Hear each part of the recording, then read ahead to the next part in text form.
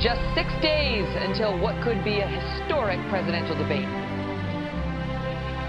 And this Sunday night, we will have a special edition of the Kelly File, live with a complete preview of what to expect when Hillary Clinton and Donald Trump face off for the first time at Hofstra.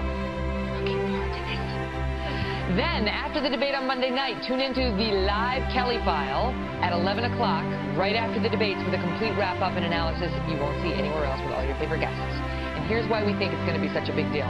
In just the last week, Larry Sabato of the University of Virginia made some major changes to his otherwise unchangeable prediction map, which he hasn't touched in months, moving 12 states over further to the right, including 2 outright flips. Ohio and Iowa went from leaning Democrat to leaning Republican. Joining me now, Larry Sabato, who's got to be exhausted at this point. He's the director of the UVA Center for Politics. So that's huge, 12 states. You haven't moved anything in that map, and now it's a whole new ballgame.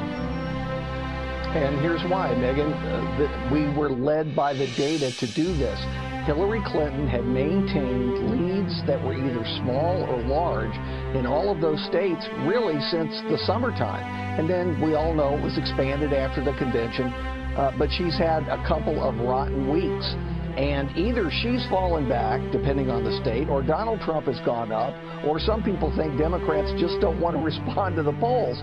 But very clearly, the polls had changed, and they changed enough in Ohio to lean it to Trump, and Iowa, just about everybody agrees that is Trump's strongest swing state, so we lean that to Trump as well.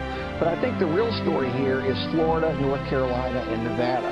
In all of those states, you either had very contradictory polls or polls that were dead tied, and so toss-up is the right rating for them.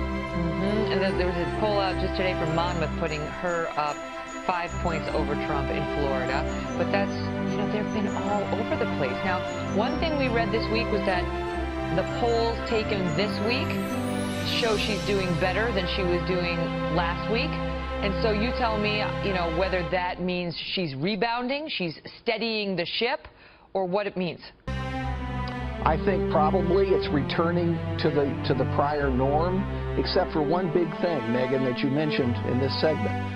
100 million people are going to watch this debate on Monday night, more than have watched any debate in American history.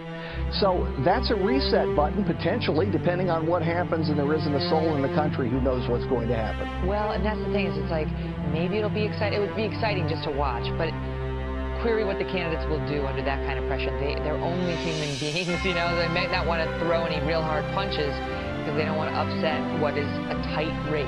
Any predictions before I let you go? I think basically the supporters of both will be strengthened, and people mainly tune into debates to cheer for their side.